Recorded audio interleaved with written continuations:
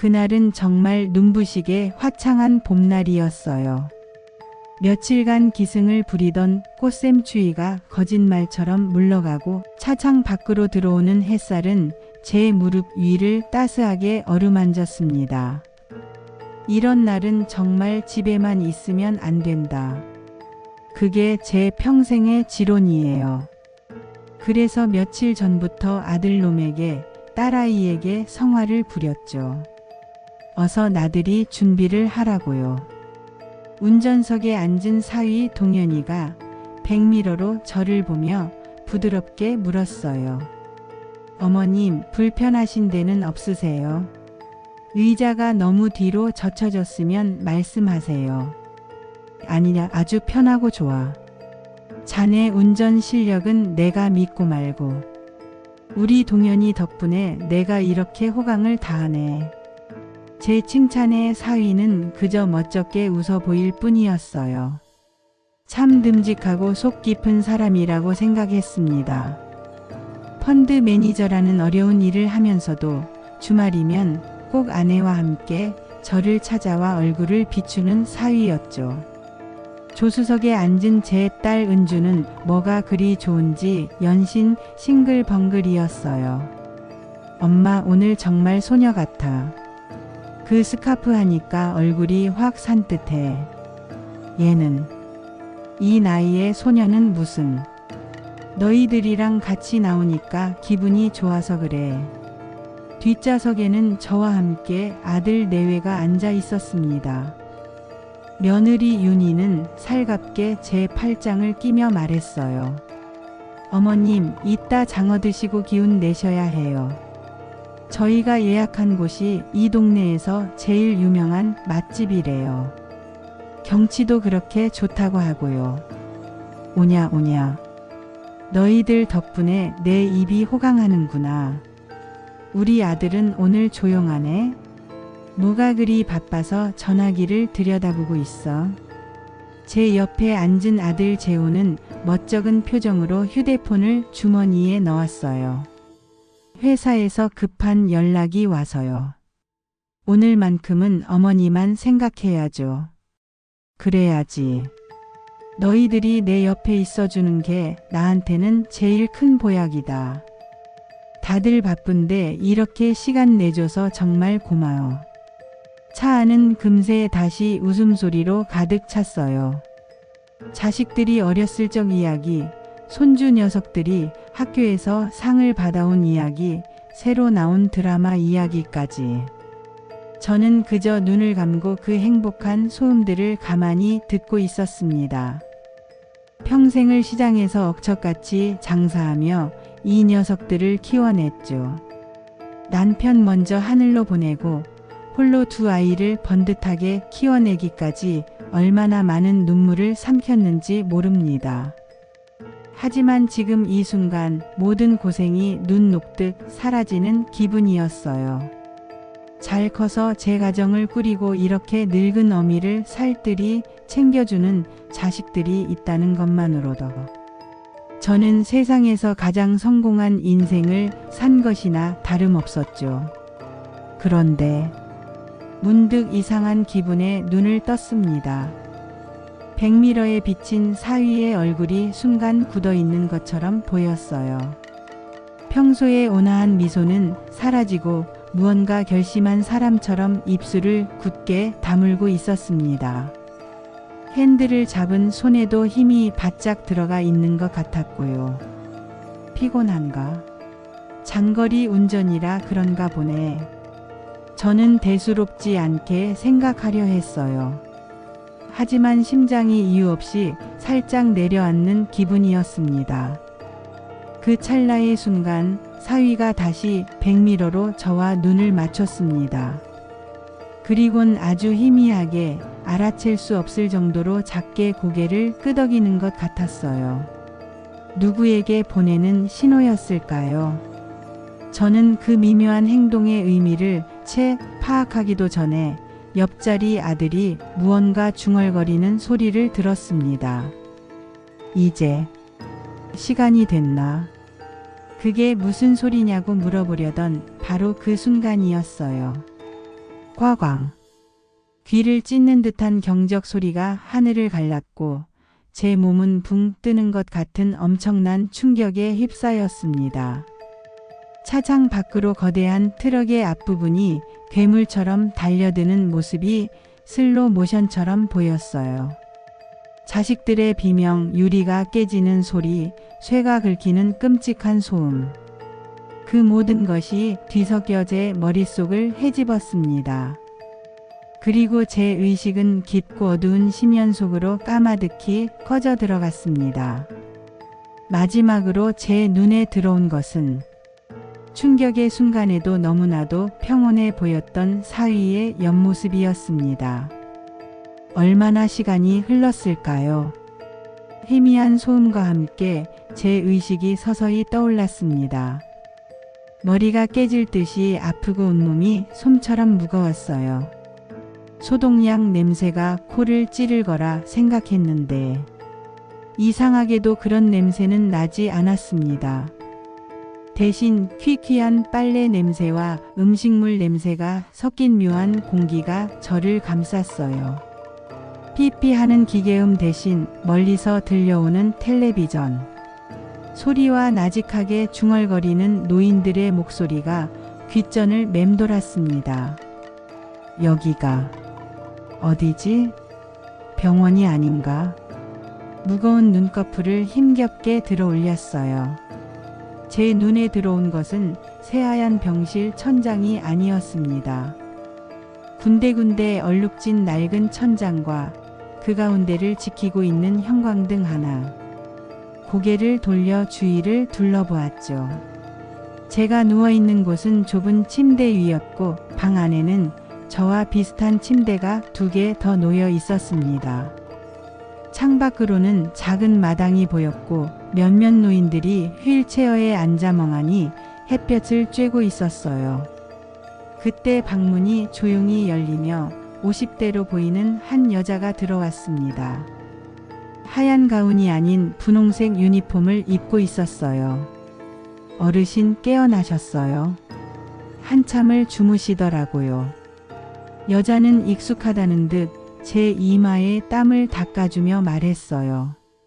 목소리는 상냥했지만 눈빛에는 어떤 감정도 담겨 있지 않았습니다. 저는 갈라지는 목소리로 힘겹게 물었습니다. 여기가 어딘가요? 누구시죠? 요양원이에요, 어르신. 저는 여기 요양보호사고요. 식사 시간인데 죽이라도 좀 드시겠어요? 요양원. 그 단어가 망치처럼 제 머리를 내리쳤습니다. 병원이 아니라 요양원이라고요? 제가 왜 여기에 있는 거죠? 사고가 났는데 왜 병원이 아니라 곧장 요양원으로 온 거란 말입니까? 패닉에 빠진 제 머릿속으로 자식들의 얼굴이 스쳐 지나갔어요. 우리 아들, 딸은? 같이 차에 탔던 우리 애들은 어디 있나요? 다들 괜찮은 거예요. 저는 저도 모르게 여자의 팔을 붙잡고 소리치듯 물었습니다. 그러자 여자는 잠시 저를 이상하다는 눈으로 쳐다보더니 이내 가엾다는 듯한 표정을 지으며 말했어요. 아들, 딸이요? 어르신 무슨 말씀이세요? 아니, 우리 아들 재호랑 딸 은주, 며느리랑 사위까지. 다 같이 있었는데 그 애들은 무사하냐고요. 제 절박한 외침에도 요양보호사는 그저 제 손을 부드럽게 떼어내며 한숨을 내쉴 뿐이었습니다. 그녀의 입에서 나온 말은 제 남은 인생을 송두리째 무너뜨리는 믿을 수 없는 문장이었어요. 어르신, 자녀분 없으시잖아요. 평생 혼자 살아오셨어요. 가족은 아무도 없으시다고요. 이게 무슨 소리인가요? 내 아들, 딸이 없다니요?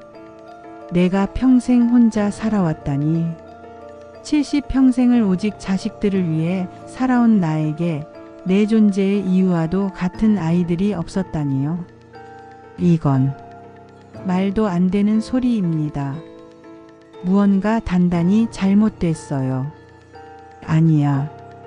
당신들이 뭔가를 착각한 거야. 내게는 번듯한 아들과 딸이 있어요. 지금 당장 우리 애들한테 연락 좀 해줘요. 제발.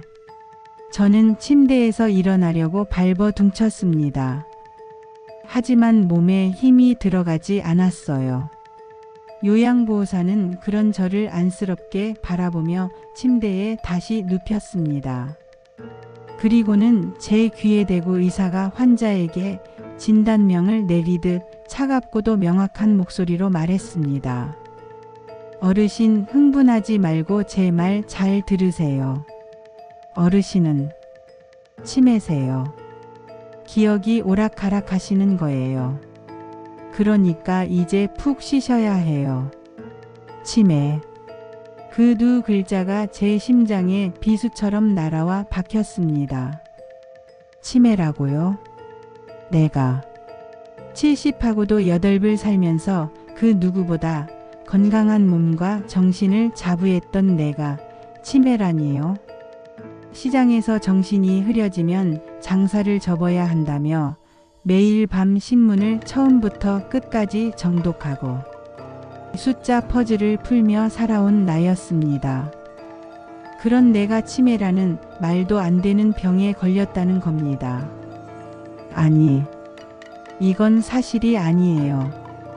이건 끔찍한 악몽이거나 아니면 그 순간 저는 깨달았어요. 나를 이곳에 가둔 것은 병이 아니라 바로 내가 목숨처럼 사랑했던 내 자식들이라는 것을. 그날 이후 제게 시간이라는 개념은 사라져버렸어요. 아침에 눈을 뜨면 천장에 희미한 얼룩을 세고 점심에는 창밖마당의 느티나무 그림자가 어디까지 길어지는지를 지켜보았습니다. 저녁이 되면 복도 끝에서 들려오는 텔레비전 소리에 귀를 기울이다 잠이 들었죠. 모든 것이 똑같은 일상의 반복, 의미 없는 시간의 흐름이었습니다. 뇌가 굳어버리는 것 같았어요. 아니, 어쩌면 그들이 바라는 대로 정말 치매에 걸려버릴지도 모른다는 공포가 엄습했죠. 안 돼, 정명이. 정신 똑바로 차려야 해. 여기서 무너지면 모든 것이 끝이야. 며칠간 저는 죽은 듯이 지냈습니다. 주는 밥을 묵묵히 먹었고 씻으라면 씻었고 잠자리에 들라고 하면 들었어요. 다른 노인들과 어울리지도 요양보호사들에게 말을 걸지도 않았습니다. 그저 관찰할 뿐이었죠. 사람들의 움직임, 그들의 습관, 이 건물의 구조, 그리고 그들이 저를 어떻게 대하는지. 그들은 모두 한결같이 저를 가엾고 불쌍한, 그리고 문제가 있는 노인으로 대했어요. 그 동정 어린 시선이야말로 가장 날카로운 창이 되어 제 심장을 찔렀습니다. 그러던 어느 날 오후 요양보호사들이 교대하며 잠시 어수선해진 틈을 노렸어요. 저는 화장실에 가는 척 방을 나와 복도를 따라 천천히 걸었습니다. 제 목표는 단 하나. 1층 로비에 있는 사무실 카운터의 전화기였어요. 심장이 발소리에 맞춰 쿵쿵 울리는 것 같았습니다. 다행히 아무도 저에게 관심을 보이지 않았어요. 저는 최대한 자연스럽게 원래 이곳에 볼 일이 있었다는 듯 태연한 표정으로 카운터에 다가갔습니다. 그리고 망설일 틈도 없이 수화기를 집어들었죠. 제 머릿속에는 아들 녀석의 전화번호가 또렷하게 새겨져 있었습니다. 버튼을 누르는 손가락이 미세하게 떨려왔어요. 10. 번호 3개를 눌렀을 때였습니다. 어르신, 지금 뭐 하시는 거예요? 등 뒤에서 들려온 목소리에 심장이 덜컥 내려앉았습니다. 돌아보니 덩치가 산만한 남자 요양보호사가 굳은 표정으로 저를 내려다보고 있었어요. 아, 집에 전화를 좀 하려고요. 우리 아들이 내가 없으면 밥도 잘 못 챙겨 먹어서요. 전화는 안 됩니다. 남자의 목소리는 단호했어요. 그는 제 손에서 수화기를 빼앗아 제자리에 놓았습니다. 아니, 전화 한 통 하는 게 뭐가 안 된다는 말이에요. 내가 내 아들한테 전화도 못 해요. 규칙이라서 그렇습니다. 모든 외부 연락은 보호자분의 동의하에 저희 직원이 입회한 상태에서만 가능해요. 어르신 마음대로 하시면 안 됩니다. 보호자. 내 보호자가 내 아들인데 내가 내 아들한테 전화를 하겠다는데 무슨 동의가 또 필요하다는 거예요. 말도 안 되는 소리예요. 제 목소리가 점점 커졌습니다. 하지만 남자는 눈 하나 깜짝하지 않았어요. 그날 저는 깨달았습니다. 이곳의 규칙은 저를 보호하기 위한 것이 아니라 완벽하게 고립시키기 위한 보이지 않는 창살이라는 것을. 며칠이 더 지났을까요? 저는 현관문 근처를 맴돌며 기회를 엿봤습니다. 직접 나가는 수밖에 없었으니까요. 하지만 그 문은 제가 생각했던 것보다 훨씬 더 견고한 장벽이었습니다. 늘 굳게 닫혀 있는 것은 물론이고 바깥에서 들어올 때는 비밀번호를 눌러야 했고 안에서 나갈 때도 버튼을 누른 채로 손잡이를 돌려야만 열리는 구조였어요. 설상가상으로 문 옆에는 항상 직원 한 명이 앉아 출입을 통제하고 있었습니다. 어린아이가 가지고 놀던 장난감 감옥도 이것보다는 허술했을 거야. 절망적이었습니다. 그러던 어느 날 저녁, 제 인생을 바꿀 대화를 우연히 듣게 되었어요. 카운터에서 2명의 요양보호사가 나누는 대화 소리가 희미하게 들려왔습니다. 저는 못 듣는 척 텔레비전 화면에 시선을 고정한 채 귀를 쫑긋 세웠어요. 근데 정명의 어르신 말이야.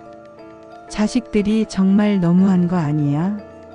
그러게 말이야. 입소시킨 날 이후로 전화 한 통 한 번이 없다잖아. 보통은 그래도 초반에는 자주 들여다보는데 듣자 하니 재산 정리도 싹 다 끝냈다는 소문이 있더라. 강남에 있던 집도 벌써 팔렸다고 하고 예금도 다 찾아갔대. 정말? 어머 세상에.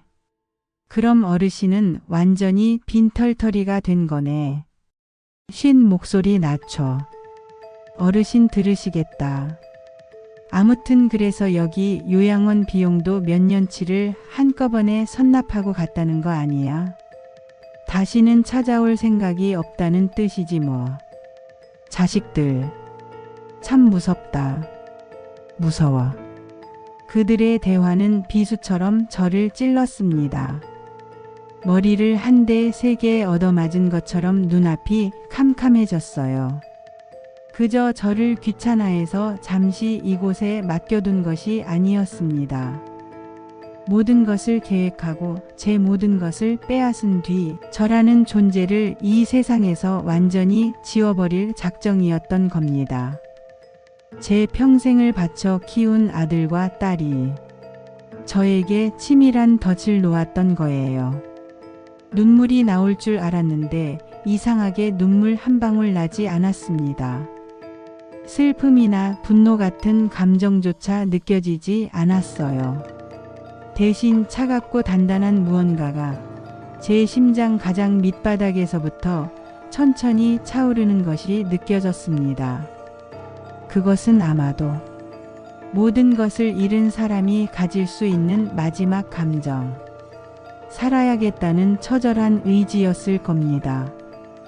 그래, 정명이. 이렇게 죽을 수는 없어. 반드시 살아서 나가야 해.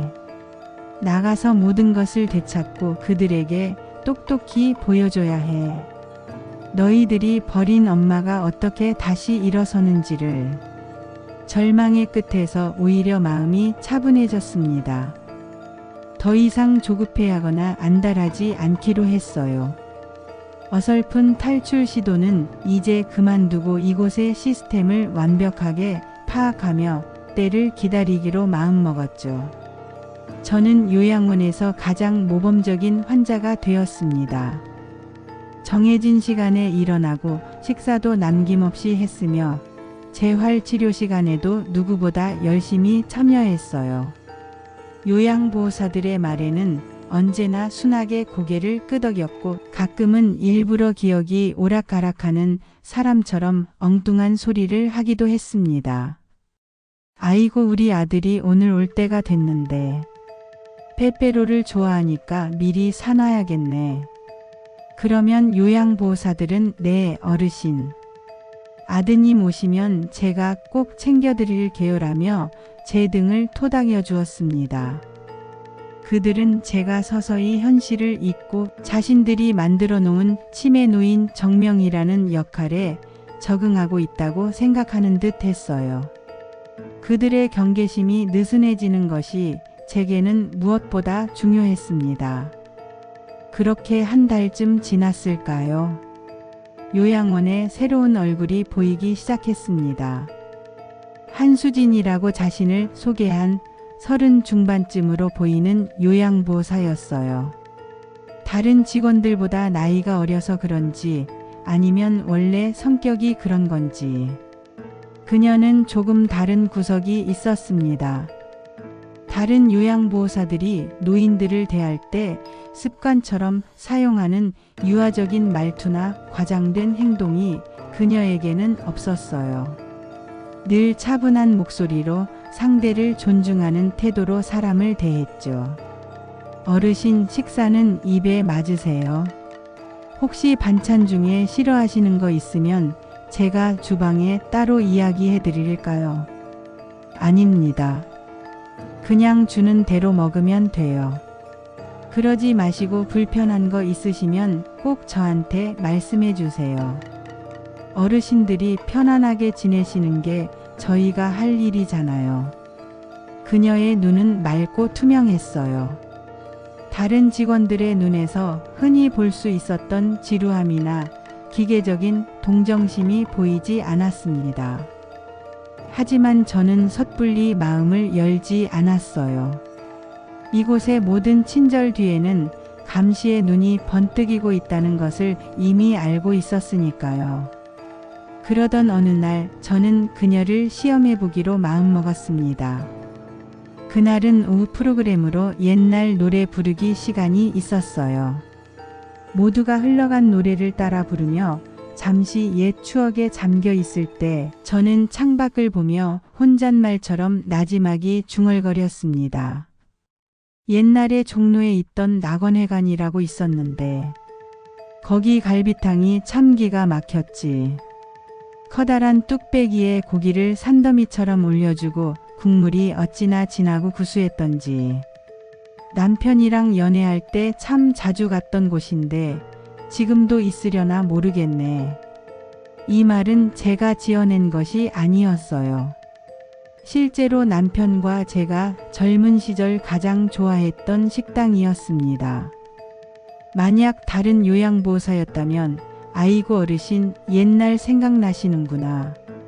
갈비탕 맛있었겠네요 라며 의미 없이 맞장구를 치고 넘어갔을 겁니다. 그들에게 제 과거는 그저 치매 노인의 의미 없는 회상일 뿐이니까요.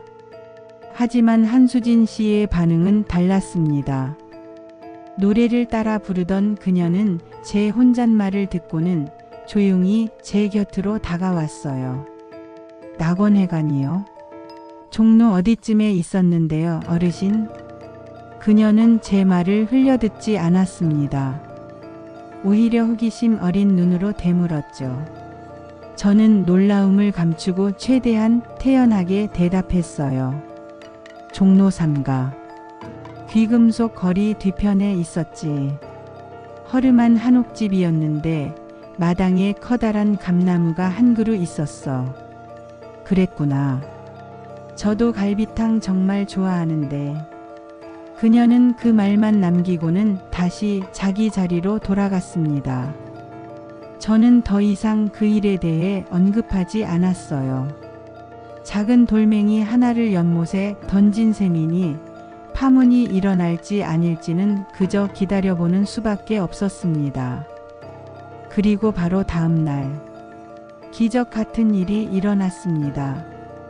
점심 식사가 끝나고 모두가 나른한 낮잠에 빠져든 시간, 수진 씨가 조용히 제게 다가왔습니다. 그녀는 주위를 한번 휙 둘러보더니 자신의 휴대폰을 제 눈앞에 슬쩍 내밀었어요. 휴대폰 화면에는 어느 식당을 소개하는 블로그 글이 떠 있었습니다. 화면 속에는 낡았지만 정갈한 한옥 식당의 사진이 있었습니다. 그리고 사진 한쪽에 제가 말했던 커다란 감나무가 의연하게 서 있었어요.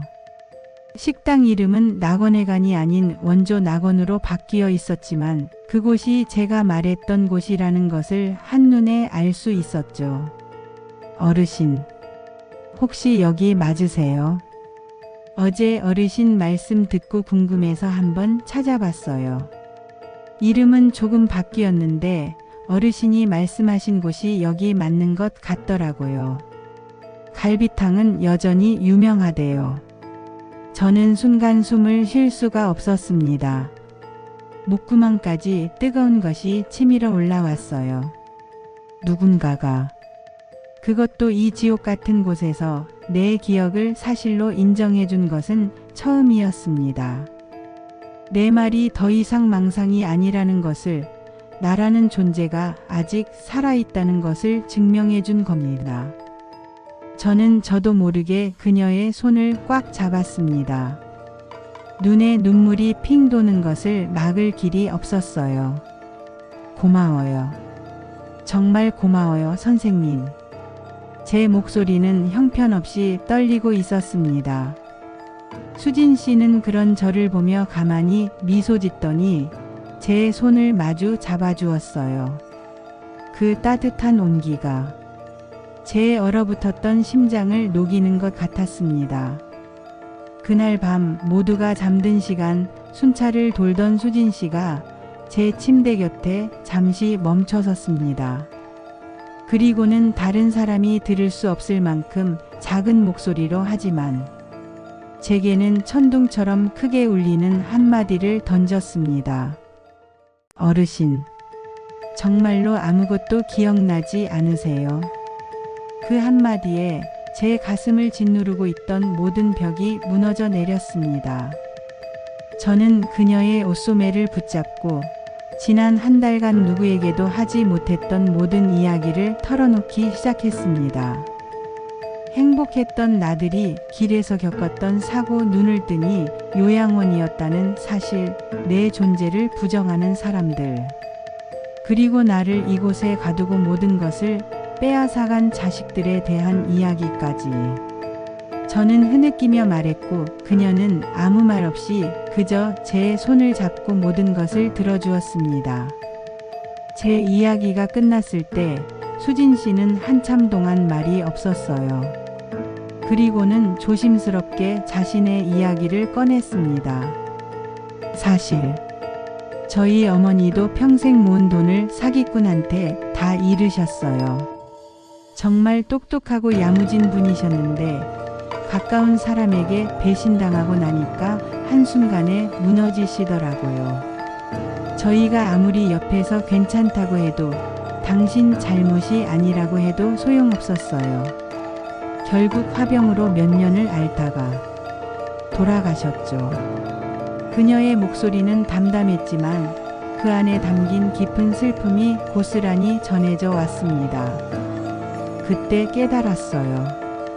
법이라는 게 얼마나 힘없고 약한 사람들한테는 멀리 있는지.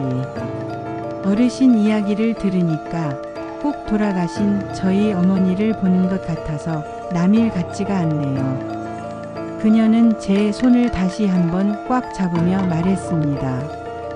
제가 도울게요. 어르신 여기서 나가실 수 있도록. 제가 어떻게든 방법을 찾아볼게요. 어둠 속에서 그녀의 눈이 별처럼 빛나고 있었습니다. 저는 그 순간 알았어요. 이 길고 어두운 터널의 끝에 마침내 한 줄기 빛이 비치기 시작했다는 것을. 우리는 그렇게 누구도 알아서는 안 될 위험한 비밀 동맹을 맺었습니다. 그날 이후 저와 수진 씨는 감시의 눈을 피해 은밀하게 움직이기 시작했습니다. 우리의 대화는 주로 다른 사람들이 없는 시간에 아주 짧고 조심스럽게 이루어졌죠. 그녀가 제 혈압을 재주는 척할 때, 식판을 정리해 줄 때, 혹은 밤에 제 이불을 덮어주는 그 찰나의 순간들이 우리의 작전 회의 시간이었습니다. 일단 여기서 나가는 방법을 알아야 해요. 합법적으로 아무도 의심하지 않게 나갈 수 있는 방법이요. 며칠 동안 고민하던 수진 씨가 어느 날 제게 무거운 표정으로 말했어요. 어르신, 제가 알아봤는데 여기서 정상적으로 퇴소할 수 있는 방법은 딱 3가지 뿐이에요. 그녀는 제 귀에 대고 속삭였습니다. 첫째, 보호자가 와서 직접 모셔가는 거. 이건 우리 상황에서는 불가능하죠.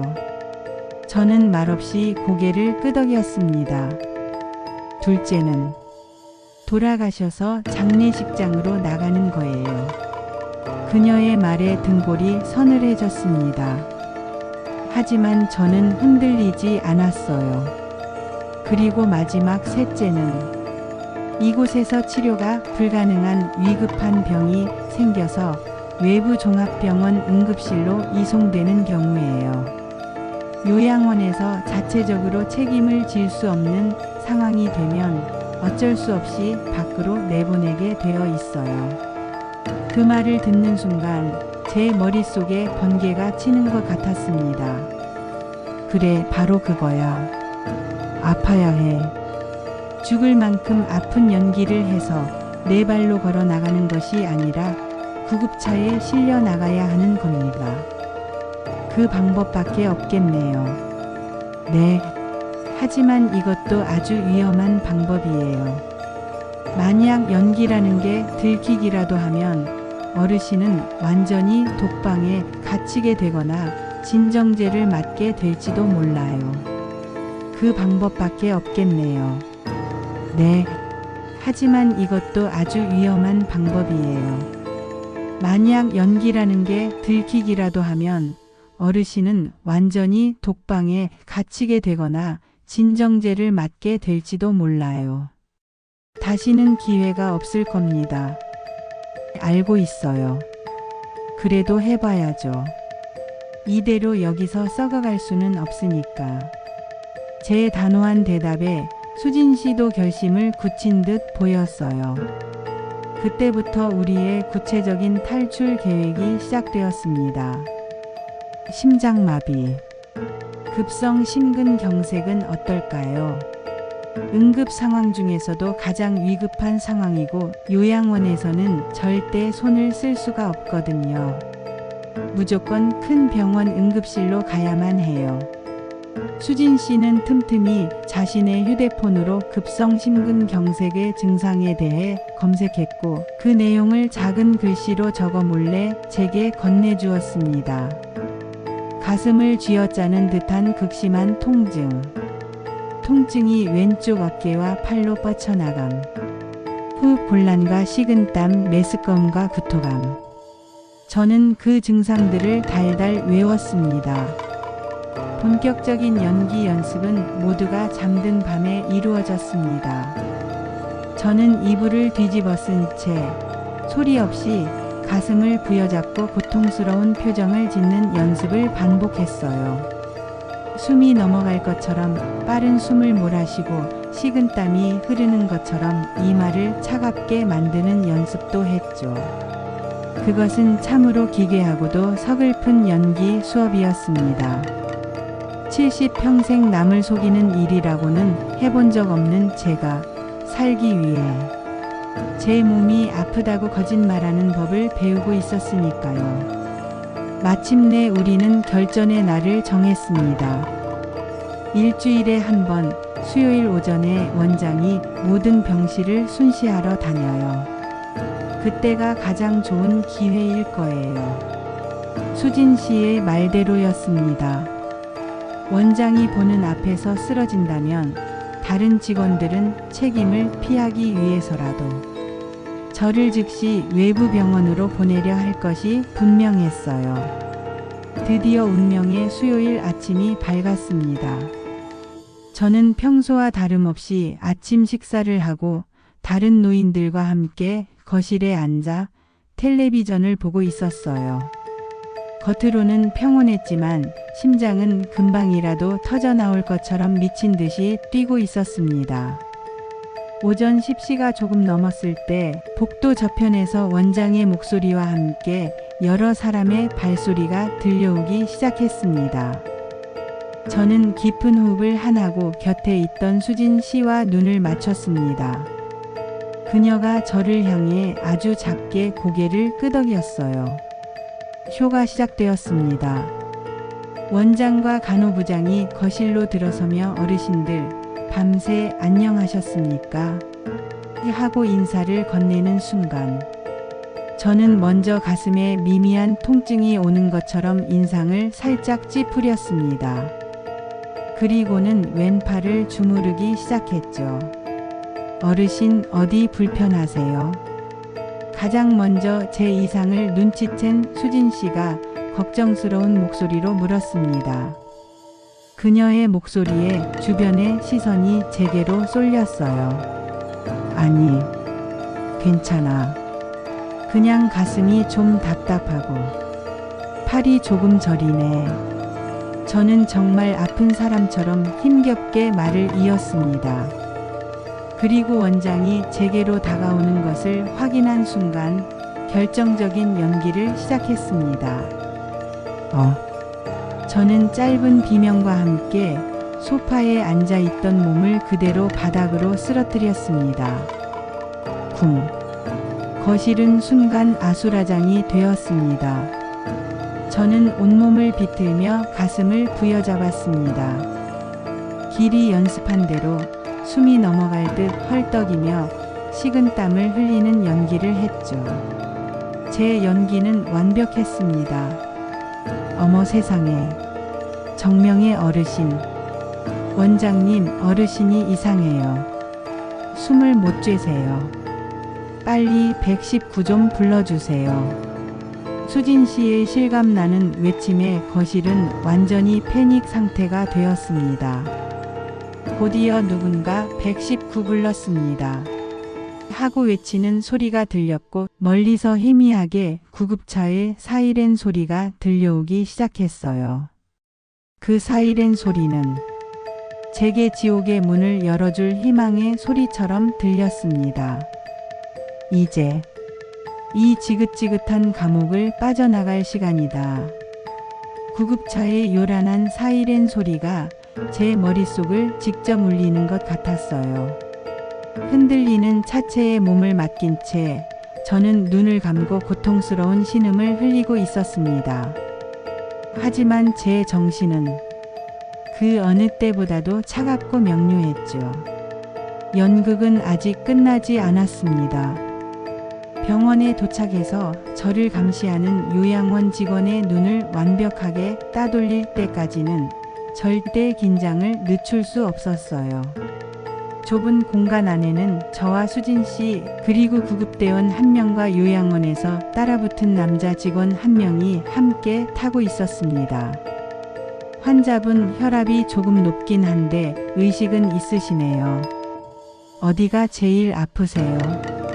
젊은 구급대원이 제 팔에 혈압계를 감으며 물었어요. 심장이 누가 쥐어짜는 것처럼 아파요.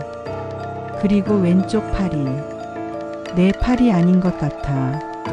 저는 힘겹게 입을 열어 연습한 대로 대답했습니다. 네, 알겠습니다. 조금만 참으세요. 거의 다 도착했습니다. 그때였어요. 수진 씨가 제 이마에 흐르는 식은땀을 닦아주는 척하며 제 곁으로 몸을 숙였습니다.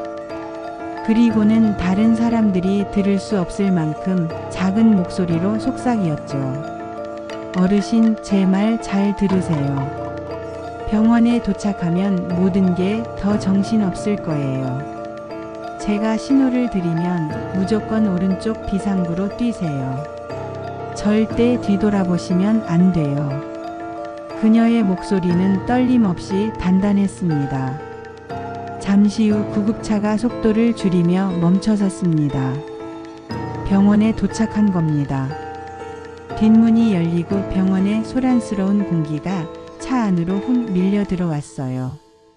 이동 침대에 실린 채 응급실로 옮겨지는 동안 제 눈에 들어온 것은 그야말로 아수라장이었습니다. 여기저기서 터져나오는 환자들의 신음소리, 다급하게 오가는 의료진의 발걸음, 날카로운 기계, 경고음, 보호자들의 울음 섞인 고함 소리까지. 그 모든 것이 뒤섞여 거대한 혼돈을 만들어내고 있었죠. 제 침대는 응급실 한가운데에 잠시 멈춰섰고 의사가 다가와 제 상태를 살피기 시작했습니다. 수진 씨와 남자 직원은 제 침대 옆에 바짝 붙어서 있었어요. 저는 눈을 감은 채 수진 씨가 말한 신호만을 애타게 기다렸습니다. 의사가 제게 몇 가지 질문을 하고 청진기를 가슴에 대보는 순간이었어요. 갑자기 수진 씨가 어머나 하는 비명과 함께 옆에 있던 링거 스탠드를 팔로 쳤습니다. 쨍그랑. 요란한 소리와 함께 링거 스탠드가 바닥으로 쓰러졌고 근처에 있던 다른 환자의 보호자와 시비가 붙었어요. 아니, 지금 뭐 하는 거예요? 안 그래도 정신없어 죽겠는데. 죄송합니다. 제가 너무 놀라서 그만. 그런데 아저씨가 먼저 저를 밀었잖아요. 수진 씨는 일부러 더 큰 소리로 그 남자와 다투기 시작했습니다. 그 소란에 제 옆을 지키던 남자 직원의 시선이 자연스럽게 그쪽으로 향했습니다. 바로 지금이었어요. 모두의 정신이 팔려있는 단 몇 초의 시간. 저는 마지막 남은 힘을 쥐어짰습니다. 그리고는 침대에서 소리 없이 굴러떨어지듯 내려왔어요. 무릎이 꺾이며 바닥에 주저앉았지만 아픔을 느낄 겨를도 없었습니다. 저는 내 발로 기어가다시피 근처에 있던 다른 침대 뒤로 몸을 숨겼습니다. 그리고는 허리를 숙인 채 벽을 따라 조심스럽게 움직이기 시작했죠.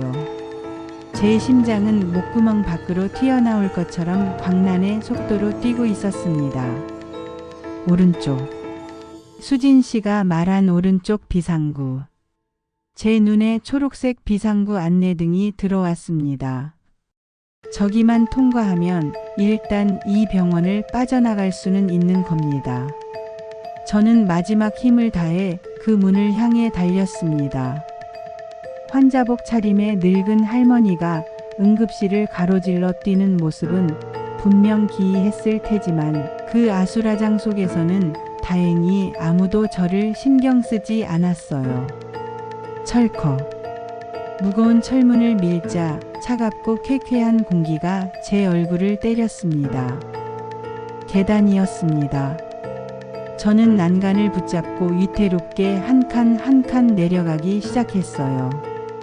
몇 층을 내려갔는지 기억나지 않습니다. 다리가 풀려 넘어질 뻔한 고비를 몇 번이나 넘기고 나서야 마침내 1층에 도착했어요. 굳게 닫힌 문을 밀자 바깥 세상에 차가운 공기가 폐부 깊숙이 밀려 들어왔습니다. 저는 마침내 지옥을 빠져나온 겁니다. 병원 뒷문은 쓰레기통과 각종 폐기물들로 어수선했어요. 약속된 장소는 바로 이곳이었습니다. 저는 숨을 헐떡이며 주위를 둘러보았어요.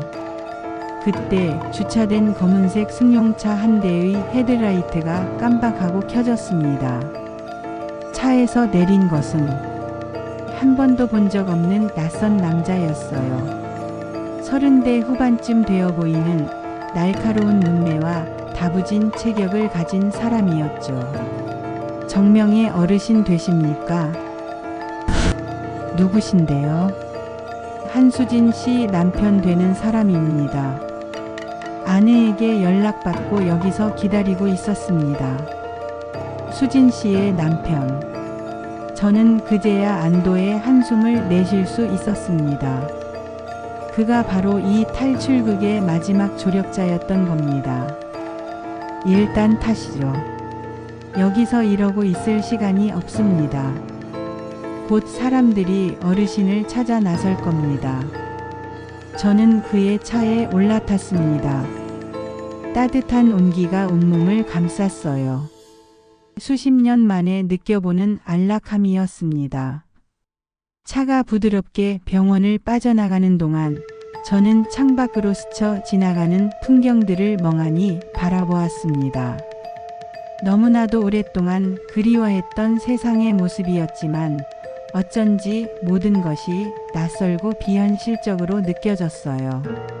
어르신.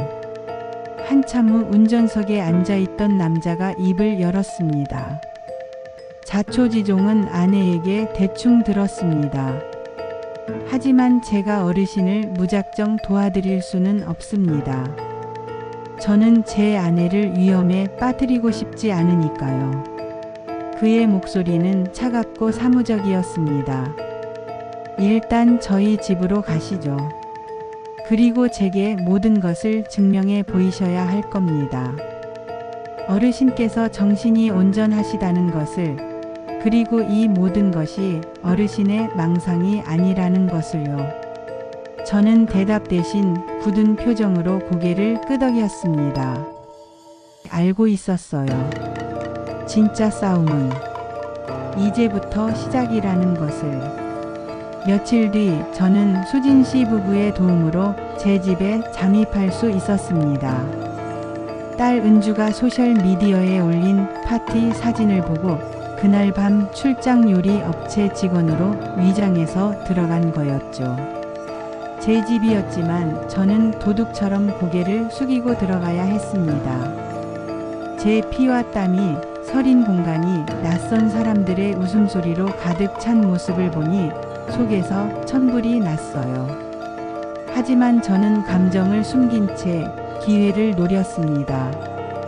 마침내 소란이 일어난 틈을 타 저는 2층 제 안방으로 향했습니다. 떨리는 손으로 붙박이장 문을 열고 오른쪽 맨 아래 칸에 쌓여있던 낡은 이불들을 끄집어냈어요. 그리고 바닥판의 모서리를 손톱으로 긁어 들어 올렸습니다. 비밀 공간이 모습을 드러냈고 그 안에는 먼지를 뒤집어 쓴 낡은 금고가 수십 년 전 모습 그대로 저를 기다리고 있었습니다. 다이얼을 돌리는 손이 덜덜 떨렸습니다.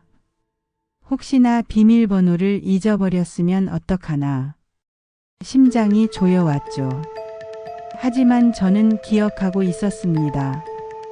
아들 재호가 어릴 적 가장 아꼈던 로봇 장난감의 모델 번호 4자리, 그리고 재호 생일 2자리.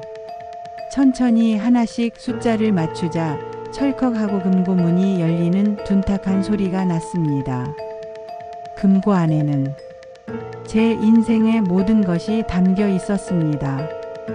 빛바랜 편지 뭉치, 색이 바랜 사진 앨범, 그리고 빳빳한 서류 봉투에 담긴 유언장까지. 저는 그것들을 쏟아지는 눈물을 참으며 품에 쓸어 담았습니다. 그리고는 미리 준비해온 작은 천가방에 그것들을 쑤셔 넣었어요. 이제 진짜 전쟁을 시작할 시간이다. 수진 씨의 동생은 검사였습니다. 한준영 검사. 그는 제가 가져온 증거들을 보고 나서 즉시 수사를 시작했습니다. 사고를 낸 트럭 운전사를 추적하고 허위 진단서를 발급한 병원 원장을 찾아냈죠. 그리고 제 자식들의 모든 금융 거래를 추적했습니다. 모든 퍼즐 조각이 맞춰졌습니다. 사위 강동현이 주도한 계획, 며느리 박윤희의 탐욕, 그리고 제 아들과 딸의 동참. 마침내 그들 네 사람 모두에게 구속영장이 발부되었습니다. 그리고 재판이 열렸습니다. 재판이 열리는 날 아침 하늘은 잔뜩 찌푸려 있었습니다. 저는 수진 씨가 정성껏 다려준 가장 단정하고 깨끗한 옷을 입고 법원으로 향했어요. 법정에 들어서는 순간 저는 피고인석에 앉아있는 제 자식들을 보았습니다. 수의를 입은 그들의 모습은 초라하기 짝이 없었어요. 고개를 푹 숙인 채 저를 쳐다보지도 못하는 아들과 딸. 그들의 모습을 보니 제 마음속에서는 분노도 슬픔도 연민도 아닌 그 어떤 감정도 일어나지 않았습니다. 그들은 그저 제가 아주 오랫동안 알고 지냈던 낯선 사람들처럼 느껴질 뿐이었어요. 재판이 시작되고 검사의 모두 진술이 이어졌습니다. 그리고 마침내 제 이름이 불렸습니다. 증인 정명일 씨, 증인석으로 나오십시오. 저는 자리에서 일어나 천천히 증인석으로 걸어 나갔습니다.